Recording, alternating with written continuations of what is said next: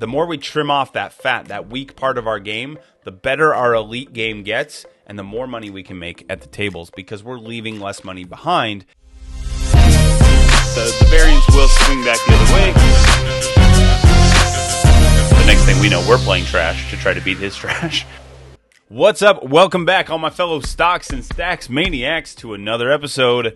Got a good one for you. We got a bunch of things to talk about. We got another win to record. Yes, we're on a bit of a heater here, but I got good results for you. That means a giveaway is coming. I played with some interesting opponents, and I got to tell you about them. And then you sent in a question that we have to talk about. So let's start there with the 4 things that you can do when things are not going your way. So this question is a follow-up to last week's episode in which I was talking about winner's tilt, where you're doing so well at the tables that you feel invincible and you start giving money back.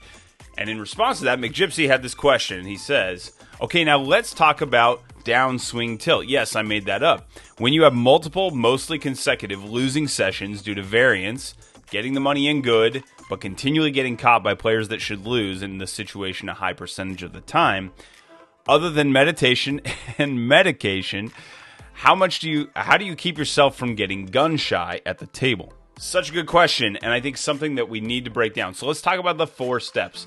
As we move into step number 1, we got to check our ego at the door. If you don't, your ego is not going to allow you to do these steps properly, and you're going to end up in the middle of a downswing for a long time. And I don't say that as some like, hey, I'm high and lofty, and I figured this out. I say it from experience, from not checking my ego and being too proud to do these steps well, and then just getting trashed at the tables in my early years of playing, right? So we have to be willing to check our ego at the door. So let's check our ego at the door, and let's go through these 4 steps. Step number 1, when you get involved in a pot, put notes into your phone.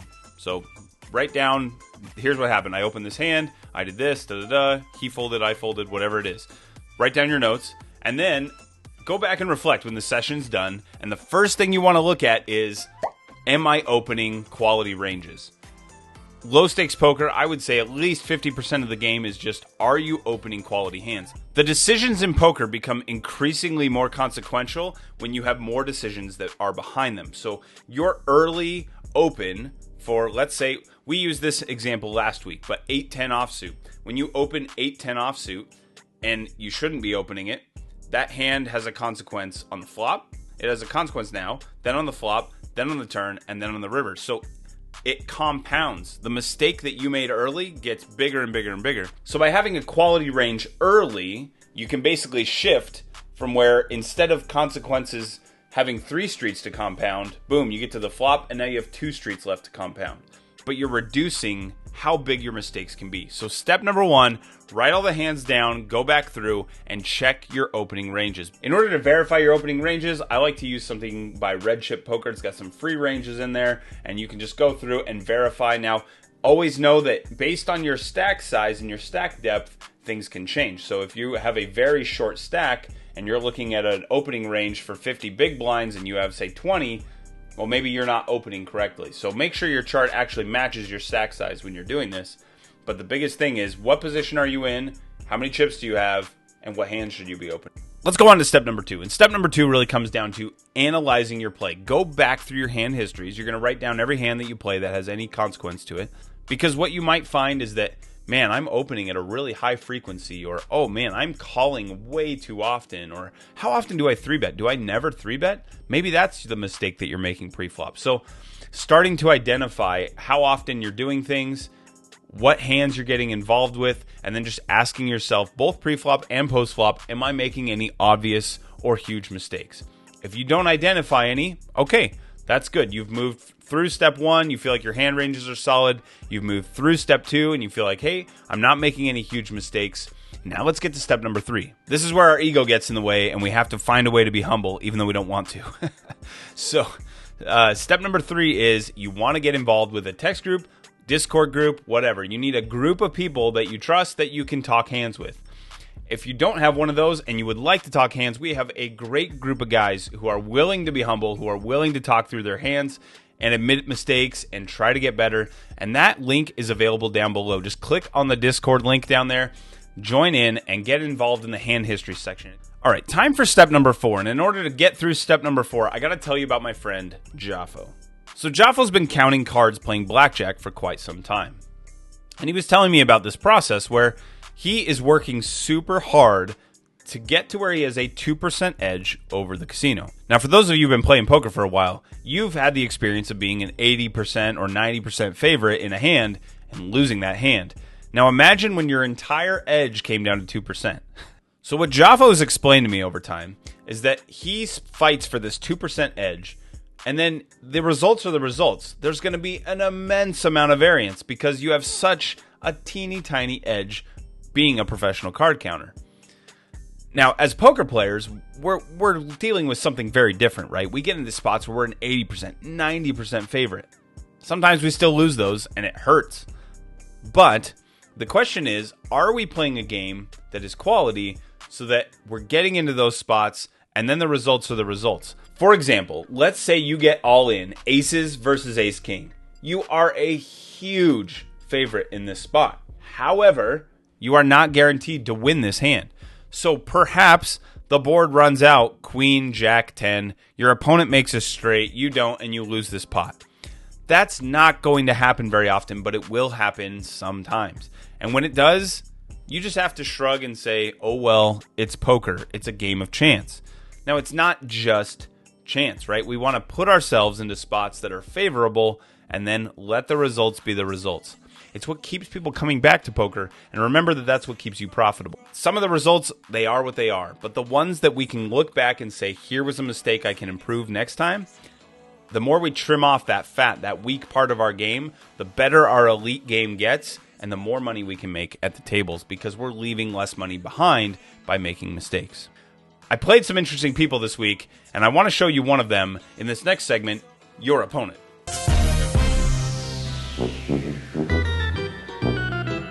Action's here. Sir, the action is here. This is where the action is. The action's on you, sir.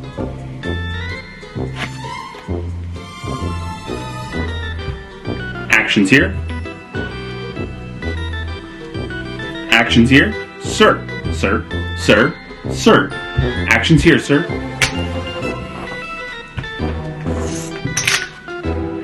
Here is where the action is. Action here. Here. Here is the action.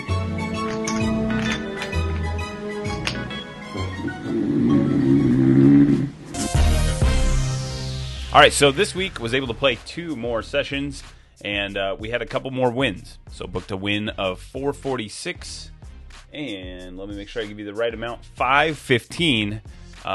One of those being a longer session, the other one a bit shorter. And I was telling you before that we're above expectation, right? Like, so $70 is what we're expecting.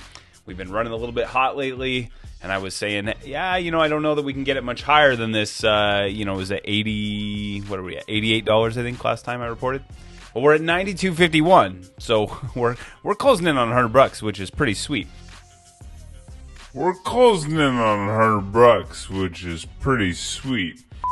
But I put in 2 winning sessions and just barely increased the win rate. So we've reached the point where we're kind of maxing out. We've been really fortunate. I don't know that we're going to get this thing much higher, but going to keep going, going to see where it goes. So it brings the total account balance since we started the challenge back in July 17th of this year to $3,978. So we've been playing. We have, we've got 43 hours in. So that's like 1 week's worth of work and $4,000.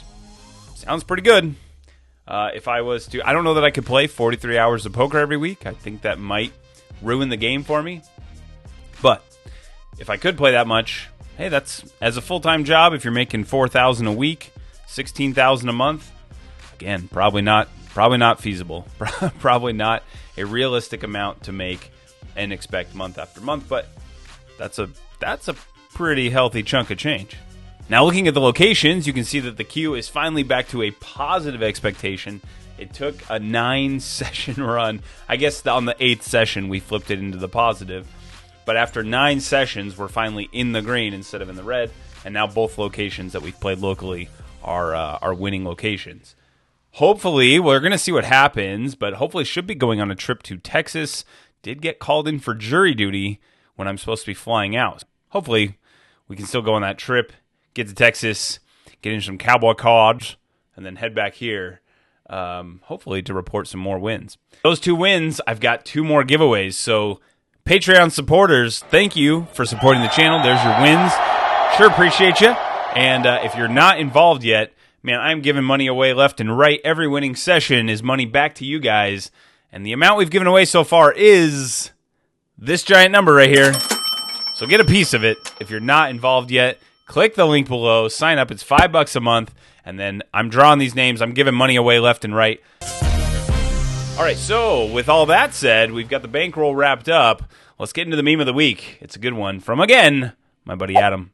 All right, Adam just has a knack for this, man. He just sends in the best stuff. So if you're watching the NFL at all, you know that the NFL is in Europe. They're playing all these European games. He sends me this great meme, and I'm going to pull it up for you here. A little bit of love for America. I love this one. So, gotta love the audacity we have to go to London and sing the anthem that's literally about beating them in a war before our game with a name we stole from a different sport that they invented. Love this one. So good. Got a good laugh out of it. Thanks for the laugh, Adam. If you have a good meme, send it in. Always fun. That's the meme of the week. Going to London, flexing our American muscle a little bit. All right, here's the investing account, and as you can see, we are closing in on that 10K mark, and I'm getting pretty excited to actually flip that page and say, hey, we got 5 digits. It's going to be a sweet day. All right, so last time that I talked with you guys, we had an account balance of $9,160.83. Now, I had those 2 big wins, so I piled those into the account, and you can see on the other side, with all that money added in, we're now at $9,659.61. I added some more positions with that money this week. I've got some money sitting on the side to dump into the trade if the trade actually goes on the QQQ that you're familiar with. But as far as just some holdings that I'm going to keep long-term, I did add to Microchip Technologies. I added another share there. Public storage, I picked up a second share. This is one I'm going to continue to add to. It'll probably be another one that I'm buying in the future, but I'm just kind of watching it for now and slowly adding in over time. And I added an additional share of Hormel. I don't have a ton of that, but it went on sale on some concerns that they're not going to be able to keep up their margins long-term. And with that much of a dip, I'm going to go ahead and buy. I like the company. I don't think it's going away. It may have some margin constriction for a little while, but I'm comfortable taking it at a discount while it's, not being favored, because I don't think this company's going away or going to have any major drop at any point soon. And if it does, I feel like it's coming back. I don't think Hormel Foods is just going to disappear off the face of the earth, and I like their dividend. So for that reason, when it went on sale, I did go ahead and pick up one more share of that. All right, so now remember, we've been following this trade for a little while, and we were picking up shares of the SQQQ to play the short side of the NASDAQ when it was in this range right here. It broke through this upward channel, and once it did, I started buying in. So I started buying in right in this range, and you can see that we got a little bit of a gain, then a bounce, which we expected, not too surprising. Came down, bounced again. Now this time it's actually taken off higher, so not what we were hoping for or expecting, but it's fine, because now it's developing this downward channel. I was telling you we're developing lower highs and lower lows, and today you can see that it went up, hit the top, so we hit this trend. Trend lines are so cool, man. It's amazing the way psychology works. Comes up, hits this level, boom, and it's coming right back down now. So today has been negative. Right now it is Thursday, and you can see that markets are down a little over 1% on the NASDAQ. So now we're really looking for it to come back down and to break somewhere through this 350, 350 mark, this major support, not major support, but support line right here. I think it's going to go through eventually. We don't know when, but it's trending in the right direction still. We still haven't broken out and getting back up into here, so I feel comfortable holding this position. If it breaks here, we're adding.